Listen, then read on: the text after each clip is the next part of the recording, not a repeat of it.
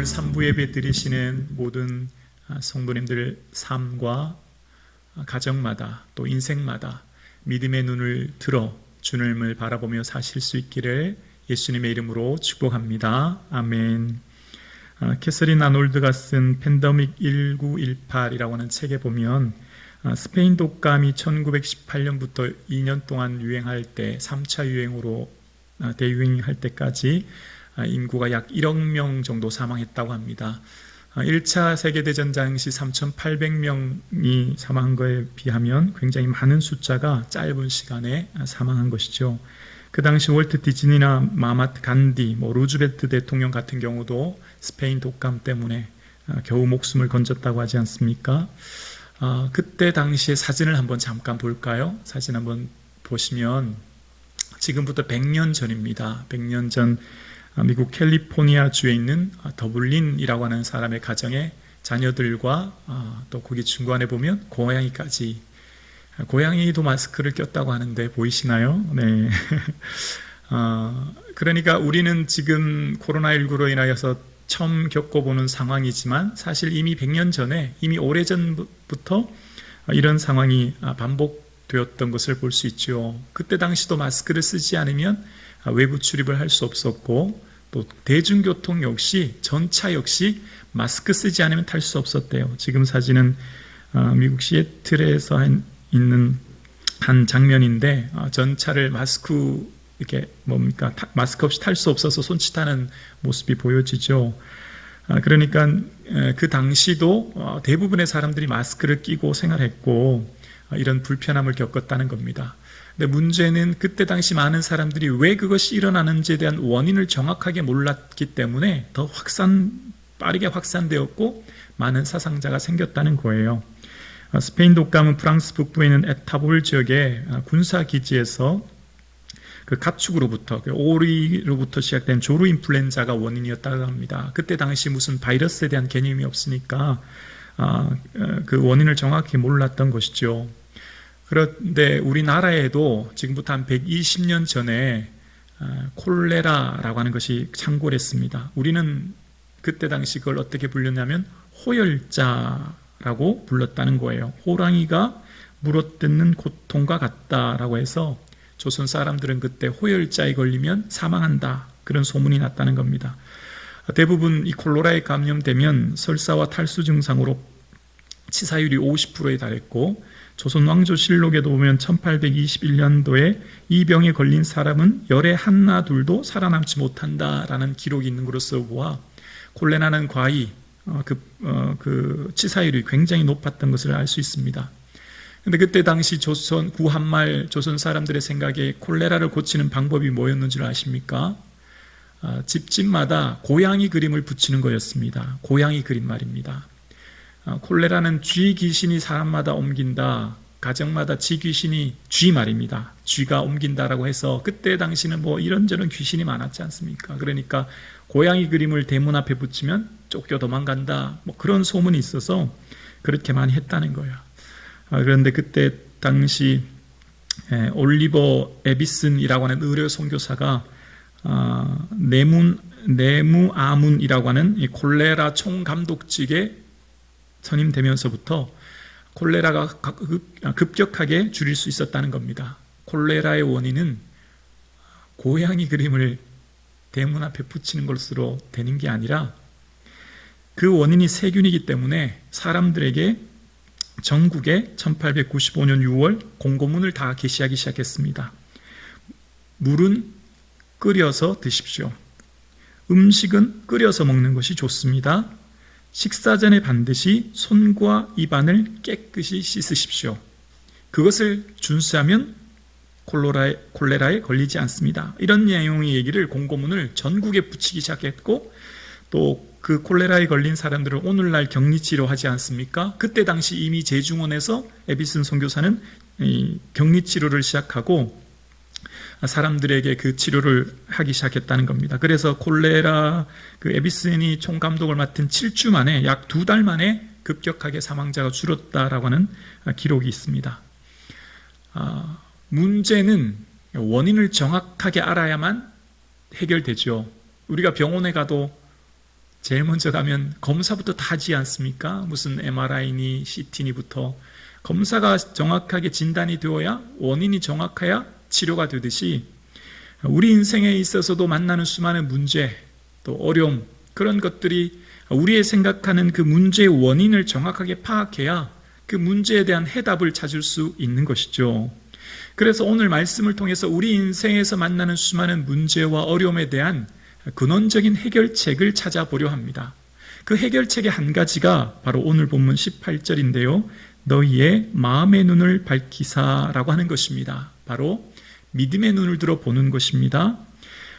여러분, 기도하면 제일 먼저 어떤 거 하시나요? 당장 필요한 것 채워달라고, 문제 해결을 해달라고, 혹은 건강을 위해서, 혹은 물질을 위해서, 혹은 자녀들의 필요를 기도하지 않습니까? 그러면 사도 바울도 당연히 에베소 교회를 향해 기도할 때 하나님, 에베소 교회 물질의 복 주세요, 건강 주세요, 그런 기도 제목 많이 할 수 있잖아요. 그런데 사도 바울은 에베소 교회에 기도하는 것은 마음의 눈을 밝혀달라라고 기도합니다. 아버지가 자녀에게 고기를 잡아주지 않고 고기 잡는 법을 가르쳐 줘야 그 근원적인 문제를 해결하듯이 에베소 교회도 에베소 교회의 근원적인 문제 해결책은 바로 믿음의 눈을 여는 것, 마음의 눈을 여는 것이 중요했기 때문인 것이죠. 눈이라고 하는 원어의 뜻은 영적인 이해력을 이야기합니다. 정신적, 영적 이해력. 그래서 흔히 예전에 목사님들 이런 얘기 많이 했잖아요. 영안이 열려라고. 그런 얘기 많이 들어보셨지 않습니까? 그러니까 육신의 눈으로 있는 이 눈으로 보여지는 산과 바다와 땅과 사람, 그 보여지는 것이 다가 아니라는 거죠. 우리의 눈으로 보여지는 이면에 그 배후에 있는 세력들을 볼 수 있는 것, 마음의 눈이라고 하는 이 눈이 영적인 이해력이라고 하는 것은 바로 보여지는 것이 다가 아님을 그 배후에 있는 세력과 동기를 보는 것이 중요하다는 거예요. 왜 그럴까요? 사도 바울이 경험했기 때문이며 사도 바울이 하나님께 받은 사명이기 때문이에요. 아그리빠 왕 앞에서 그가 다메섹 도상에서 경험했던 간증을 이야기하기 시작하는데요. 그때 다메섹에서 경험했던 것을 이야기할 때 사도행전 26장 18절에 이런 고백을 합니다. 그 눈을 뜨게 하여 어둠에서 빛으로 사단의 권세에서 하나님께 돌아오게 하고 라고 이야기해요. 이게 무슨 말이냐면, 바울아 일어나라, 이제 내가 너를 이방인에게 보낼 거야. 그러면 너는 그 이방인들의 눈을 뜨게 해서 그들로 말미암아 어둠에서 빛으로 사단의 세력에서 하나님께로 올 수 있게 해 라고 하는 사명을 받았다는 거죠. 그러니까 사도 바울의 중요한 사명은 잘 볼 수 있는 영적인 눈을 뜨게 하는 것, 그래야만 인생에 만난 문제를 지혜롭게 해결할 뿐만 아니라 인생을 허비하지 않기 때문이라는 것을 사도 바울은 알았기 때문이에요. 그러니까 영적인 실상을 바로 볼 수 있어야 그 문제를 해결할 수 있기 때문이었거든요. 그래서 사도 바울이 당면한 그 그때 당시의 모든 교회들이, 대부분의 교회들이 사도 바울 이후에는 더 극심한 박해가 있었고 대부분의 교회가 많은 어려움과 문제가 있었지 않습니까? 박해를 받지 않습니까? 그러면 그들의 상대는 로마 정부와 황제일 텐데 사도 바울은 그런 얘기를 하죠. 우리의 씨름은 혈과 육에 대한 것이 아니오라고 이야기합니다. 보여지는 사람이 아니라는 거예요. 사도 바울이 지금 당면한 이 삶의 문제, 어려움은 바로 그 배후에 있는 세력, 영적인 세력을 볼 수 있는 눈이 있어야 하고, 바로 사단이라고 하는 악한 영들에 대한 그 배후를 볼 수 있기를 에베소 교회를 향해 기도하고 있는 거예요. 그래서 예수님도 보면, 예수님이 체포할 당시 겟세마네 동산에서 군병들이 다가왔을 때 예수님에 대해서 베드로가 말고라는 사람의 길을 자르잖아요. 그럼 예수님께서 이렇게 칭찬해야 되지 않을까요? 야, 너밖에 없다. 진짜 제자는 진짜 너밖에 없다. 아주 잘했다. 칭찬해야 될 텐데 오히려 예수님은 베드로를 책망하시면서 칼을 가지는 자는 칼로 망한다 얘기하시는 거예요. 그러니까 예수님의 로마 정부에 대한 방식이 칼과 창으로 해서 이길 수 있는 것들이 아니라는 거예요. 왜 그럴까요? 로마 황제와 군사가 아닌 영적인 실체와의 싸움이기 때문이에요. 그래서 사도 바울에서도 그의 많은 서신서에 보면 초대교회가 박해를 받고 있음에도 불구하고 로마서 13장에 보면 위에 있는 권세에게 복종하라라고 이야기합니다. 지금 당시로 생각하시면 안 돼요. 지금은 공권력이 국민의 재산과 생명을 보호하지만 이때 당시 사도 바울이 있을 당시 초대교회는 국가가 기독교인에 대해서 막대한 박해를 할 당시이거든요. 그러면 당연히 무장봉기를 일으켜서 무혈혁명을 일으켜서 정부를 타도해야 된다, 게릴라 작전을 펼쳐서 여러분 힘을 모아야 된다, 이렇게 편지해야만 우리의 생각이 옳은 것이죠. 그런데 디모데전서 2장에도 보면 임금들과 높은 지위에 있는 모든 사람들을 위해 기도하라, 도고라는 이야기를 합니다. 도고, 중보기도하라는 거예요. 우리의 생각 같아서는 당장 혁명을 일으키고 반정부 시위를 하고 무장봉기를 해야 될 것 같은데 그런 내용이 등장하지 않아요. 왜 그럴까요? 실체를 바라보았기 때문이에요. 문제의 원인을 정확하게 보았기 때문이에요. 황제와 로마 정부가 대상이 아니기 때문이에요. 황제와 로마 정부 배후에 있는 사단의 실체를 보았기 때문이죠. 그래서 혈과 육에 대한 것이 아닌, 즉 보여지지 않는 배후 세력은, 사단은 우리의 칼과 창으로 무찌를 수 있는 세력이 절대 아니라는 거예요. 영적인 실체이기 때문에. 그러므로 사도 바울이 그 영적인 실체의 인생을 살아가는 문제에 있어서 문제는 기도밖에 없다는 거예요. 기도만이 해답이라는 거예요. 기도해야 이긴다는 거예요. 그것이 바로 예수님이 가르쳐 주신, 사도 바울이 서신서에서 이야기하고 있는 말씀의 법칙이며 이야기인 거예요. 여기서부터는 제 개인적인 이야기와 현 상황에 대해서 잠깐 말씀을 드리려고 합니다. 좀 말씀하고 조금 빗나갈 수도 있는 이야기입니다. 교회는 정치 집단이 아니죠. 교회는 정치 권력과 경제와 사회 문화를 향해 기도해야 합니다. 근데 교회는 정당과 정치인에 관해 관심을 가지고 잘 살펴보아야 합니다. 어떤 정당이, 어떤 정치인이 어떤 입법을 하는지, 그 입법에 기독교적이지 않은 반기독교적인 입법은 나오지 않는지를 살펴보아야 합니다. 왜냐하면 법이라고 하는 것은 사람들에게 엄청난 영향력을 끼치기 때문이에요. 한번 입법된 법은 고치기가 어렵기 때문인 거예요. 정의당 장혜영 의원이 포괄적 차별금지법을 발의했죠.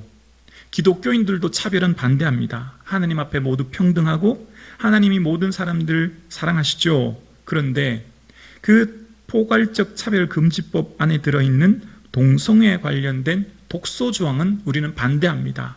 아니요라고 이야기하는 것이죠. 기독교는 동성애에 대해서 반대합니다. 근데 그 차별금지법 내용에 보면 동성애에 대한 비판적인 설교나 강의를 하면 그것에 의해서 시행명령 이후에 3천만 원 이하의 이행 강제금을 부과하게 되고 한 번이 아니라 여러 번 행사할 수 있게 되어집니다. 뿐만 아니라 성소수자가 동성애를 비판하는 설교나 강연을 듣고 혐오감을 느꼈다고 인권위에 제소하면 그것 역시 이행 강제금이 부과됩니다. 그러니까 이 법이 통과되고 나면 더 이상 동성애가 잘못되었다고 하는 비성경적인 이 진리에 대해서 이야기할 수 없게 되는 것이죠. 그러므로 기독교는, 성도들은 무혈혁명을 일으키고 어떤 반정부 시위를 하는 게 아니라 일단은 먼저 잘 살펴보고 이 땅에 있는 정치 권력에 대해서 살펴볼 의무가 있는 것입니다. 코로나19가 마치 종교발인 것처럼 확산되는 것에 대해서 정부와 언론에 매우 유감입니다. 목회 데이터 연구소에 보면 일반인 국민들을 상대로 조사한 결과 44%가 종교발 코로나19 확진자가 증가했다는 데 동의합니다. 국민 중 10명 중 5명은 그 코로나19의 진원지가 교회라고 생각한다는 것이죠. 2021년 2월 1일 정부의 공식 브리핑에 보면 대면 예배를 통한 감염은 거의 없었다라고 이야기합니다. 일반 시설로 인하여 91.3%이고 종교시설은 8.2%밖에 해당하지 않는 것입니다. 그런데 언론에서 코로나19의 진원지가 기독교인 것처럼 비춰지고 마치 정부는 방역 실패의 원인이 교회로 정가는 듯한 모습을 보이는 것에 대해서 매우 유감스럽게 생각합니다. 그럼 이럴 때 우리가 어떻게 해야 됩니까? 우리도 거리에 나가야 될까요? 우리도 시위를 해야 될까요? 정권 타도를 외쳐야 될까요? 이럴 때일수록 우리는 교회가 해야 될 본질의 사명에 충실해야 합니다. 원래의 사명인 구제와 선교와 봉사에 우리가 해온 일에 묵묵히 우리 일을 해나가는 것입니다. 교회의 본질적인 일에 충실히 하는 거죠. 그러나 중요한 것이 있습니다. 기독교는 기독교의 방식대로 정치에 참여합니다. 어떻게 하면 됩니까? 우리에게는 선거 때마다 투표권이란 게 있습니다. 그 투표권을 올바르게 잘 행사하는 것이 너무너무 중요합니다. 반기독교적인 가치를 가지고 입법화되는 것을 막아야 하기 때문입니다. 예수님도 서신서의 복음서에 보면 너희가 내 이름으로 모든 민족에게 미움을 받으리라고 말씀하십니다. 박해와 환란이 있을 것이라 말씀합니다. 시간이 지나 말세가 되면 예수 믿는 사람들이 비우호적으로 세상 사람들에게 대해서 비우호적인 많은 여론이 있게 될 것이라는 것을 우리는 말씀을 통해 생각해 볼 수 있습니다. 이러한 상황 가운데 우리는 매스컴을 보면 때로는 마음에 분노가 일어날 때도 있어요. 정말 어떻게 해야 되나 걱정될 때도 많습니다. 그러나 우리는 우리의 방식대로, 말씀이 가르쳐 주시는 대로, 말씀이 이야기하는 대로 우리는 기도함으로, 합당한 투표권을 행사함으로 우리는 우리의 자리를 지키며 우리가 해야 될 일을 묵묵히 하는 것입니다. 사단은 세계관이라고 하는, 구조라고 하는 정치, 경제, 문화의 영역 속에서 반기독교적인 진리를 가지고 이 땅을 점령합니다. 그래서 우리는 그러한 이 땅의 구조와 세계관을 잘 살펴보아야 합니다. 또한 동시에 우리는 사단이 활동하는 장소가 마음이라는 것을 생각해야 됩니다. 우리의 생각 말입니다. 중국 속담에 보면 우리를 괴롭히는 것은 먼 산이 아니라 신발 속에 들어간 작은 모래다라고 이야기합니다. 우리가 정말 힘들고 어려운 것은 무엇입니까? 내 생각 속에 들어온, 내 마음 속에 들어온 수많은 염려와 근심과 불안과 우울 때문인 거죠. 그러니까 다시 말하면 사단은 외부적으로 구조적인 문제로, 국가적인 문제로도 이야기하지만 개개인의 삶의 마음의 약점을 공격하여 넘어뜨리고 무너뜨리기 위해 우리를 공격한다는 것입니다. 그러면 우리가 얼마나 이 사단의 실체를 보면 두렵겠습니까? 근데 이것만 보면 두려워요. 우리는 항상 양쪽을 동시에 봐야 합니다. 우리에게는 성령이 우리의 연약함을 도와주십니다. 성령님이 우리를 붙들어 주십니다. 예수님께서도 내가 너희와 항상 함께 있을 것이라 말씀하셨습니다. 우리를 주님이 붙들어 주시고 지켜주시는 거죠. 그래서 요한일서 5장에도 보면 하나님께로서 나신 자가 그를 지키심에 악한 자가 그를 만지지도 못한다라고 이야기합니다. 사단은 우리에게 두려움은 줄 수 있어요. 이빨 빠진 호랑이이기 때문에, 허리가 꺾였기 때문에 두려움이나 염려는 줄 수 있지만 우리를 어찌하지 못합니다. 성령님께서 우리를 붙드십니다. 하나님은 우리와 함께 하십니다. 불 가운데 지날 때에도 물 가운데 지날 때에도 물이 엄몰치 못하고, 불 가운데 지날 때에도 불을 사르지 못하도록 하나님 우리를 붙드시고 지키시는 것입니다. 그러므로 우리의 삶 가운데 우리와 함께 하시는 성령님, 그 성령님을 바라보면서 내 삶을 새롭게 바라보아야 합니다. 어떻게 해요? 내 마음에 두려움, 염려, 근심이 있다면, 어떤 사람으로부터 내게 이야기를 들었는데 그 말 때문에 잠이 오지 않고 가슴이 아프고 상처가 된다면 다시 잘 생각해 봐야죠. 지금 내 마음을 아프게 하는 것은 그 사람이 아니라는 걸 생각해야 돼요. 그 사람 배후의 사단이 나의 신앙과 믿음을 연약하게 하려고 한다는 것을 보아야 되지요. 그럴 때 성령님은 우리 마음에 평안을 주시는 거예요. 왜요? 합력하여 선을 이루실 줄을 보기 때문에, 성령님을 의지하기 때문입니다. 그러면 우리 인생이 달라지죠. 어떻게 달라질까요? 무엇 때문에 라고 하는 곳에서 무엇 덕분에 라고 하는 것으로 바뀌게 되어요. 누구 때문에 하며 탓하며 인생을 낭비하는 것이 아니라 무엇 덕분이라고 하는 감사로 바뀌어집니다. 고난 때문에 폐인이 되는 사람이 있고, 고난 덕분에 본질을 알게 되는 사람이 있죠. 약점 때문에 열등감에 휩싸이는 사람이 있고, 약점 덕분에 겸손해지는 사람이 있습니다. 결핍 때문에 주저앉은 사람이 있고, 결핍 덕분에 기도로 날아오르는 사람이 있죠. 하나님을 멀리할수록 때문에 탓하며 불평합니다. 그러나 하나님을 가까이 하면 가까이 할수록 덕분에를 말하며 감사하게 되죠. 태양과 지구의 거리가 멀어질수록 추워지고 태양과 지구의 거리가 가까워질수록 따뜻한 것처럼 우리가 하나님께 가까이 나아가면 나아갈수록 우리의 마음에 감사가 넘칩니다. 그러나 하나님과 관계가 점점 멀어질수록 불평하고 원망하고 마음에 아픔이 생기는 것이죠. 그러면 우리가 늘 바라보아야 합니다. 내 지금 현재 신앙의 상태를 보아야 되죠. 내 위치를 보아야 되죠. 내가 지금 내 상태, 영적인 상태가 어떤지, 내가 지금 하나님과 가까이 가고 있는 상황인지 떨어져 있는지, 떨어져 있다면 반드시 사단이 우리를 공격합니다. 사단은 우리를 더 기도하지 못하게, 더 주님과 가까이 하지 못하게 우리를 부추기죠. 악한 생각과 마음의 수많은 생각으로 우리를 힘들게 부추기는 겁니다. 그래서 우리의 삶 가운데서는 우리의 내면을 잘 들여다보아야 합니다. 우리의 상황과 삶을 잘 살펴보아야 합니다. 그 사람 때문이 아니에요. 그 문제 때문이 아니에요. 넘어서 배후의 역사하는 사단의 세력을 본다면 그럼 거기에서 맞추면 안 되죠. 그럼 하나님이 날 원하시는 계획과 하나님의 뜻을 다시금 바라보아야 합니다. 하나님의 주시는 계획, 성령으로 주시는 믿음의 관점으로 나와 세상과 인생을 바라보면 새롭게 열려지는 것입니다. 사단은 우리에게 맞춤 공격을 해요. 맞춤 공격. 사람마다 완벽할 수 없거든요. 허물이 부족한 곳이 다 있거든요. 그곳을 공격하는 겁니다. 사단이 우리를 막았다라는 표현이 등장해요. 한두 번 너에게 가고자 했으나 사단이 막았다.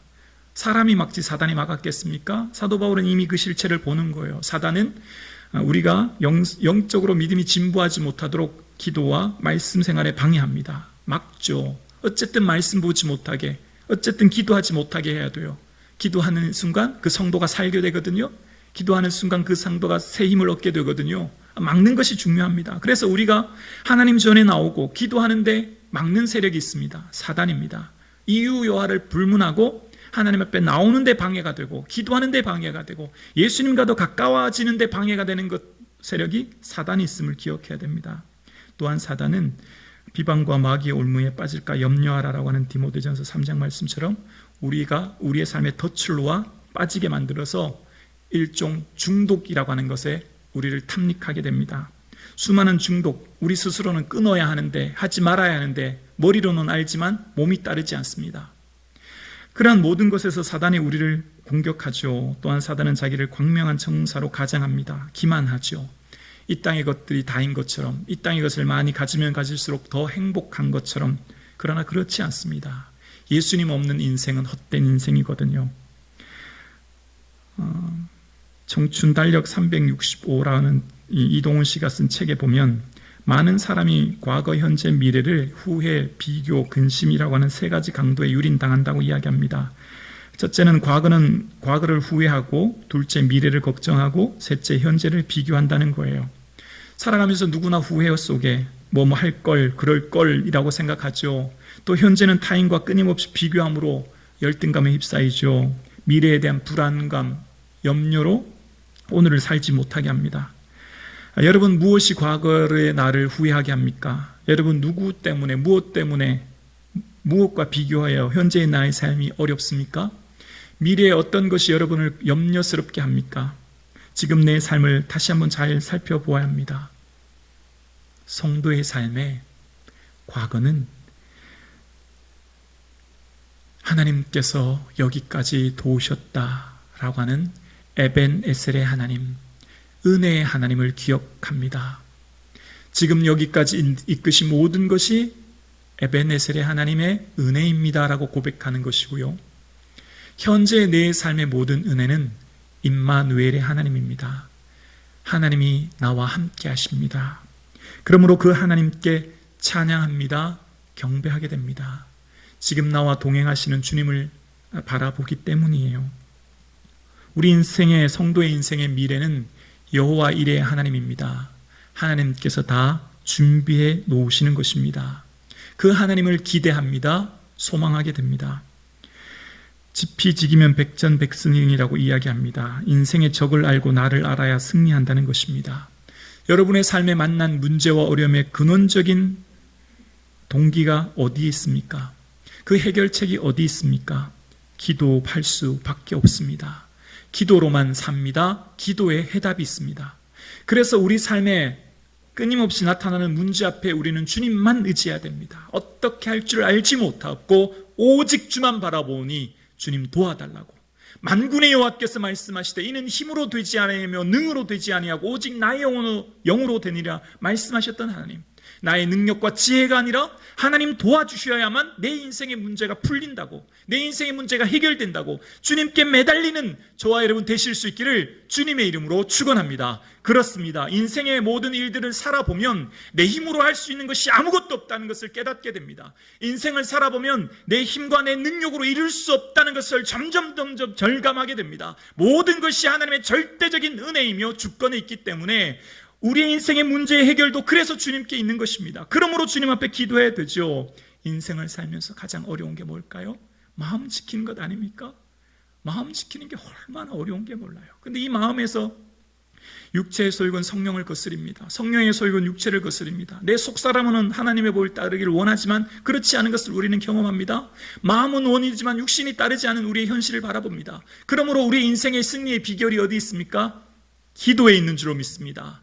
우리의 마음을 지킬 수 있는 유일한 길이 기도예요. 아무것도 염려하지 말고 모든 일에 기도와 간구로 너희 구할 것을 감사함으로 하나님께 아뢰라. 그러면 모든 지각에 뛰어난 하나님의 평강이 그리스도 예수 안에서 너희 마음과 생각을 지키시리라 말씀하십니다. 오직 주님께 매달릴 때, 오직 주님께 의탁할 때 인생의 마음만 지켜주신다면 어떤 문제를 만나도 이길 수 있습니다. 예수님께서 내 마음과 내 생각만 지켜주신다면 우리의 인생이 두렵지 않을 것입니다. 어떠한 어려움도 반드시 해결하고 이겨낼 것입니다. 그러므로 인생의 가장 중요한 일은 마음을 지키는 것이요, 마음을 지키는 것은 기도하는 것입니다. 그러므로 기도하는 것이 얼마나 중요한지 모릅니다. 오늘 3부 예배 드리시는 사랑하는 성도님, 특별히 사랑하는 우리 청년부와 성도님 한 분 한 분마다 오직 기도밖에 없습니다. 그 문제 내 힘으로 안 됩니다. 절대 해결할 수 없어요. 오직 기도해야 됩니다. 단 5분이라도 단 10분이라도 주 앞에 엎드려 기도할 때, 하나님께 맡길 때, 하나님 의지할 때 거기에 해결책이 있는 것입니다. 우리의 인생의 마음이 힘들고 무겁다면, 고통과 어려움 가운데 있다면 오직 주께 기도함으로 주께서 주시는, 예수님이 지켜주시는 평안의 은혜를 누릴 수 있기를 주님의 이름으로 축복합니다. 그러므로 오늘 예배 드리시는 저와 여러분의 삶 가운데, 새롭게 시작하는 한 주간의 삶 가운데서도 영적인 전쟁 가운데 승리함으로 깨어 기도하는 저와 여러분 되실 수 있기를 예수님의 이름으로 축복합니다. 아멘.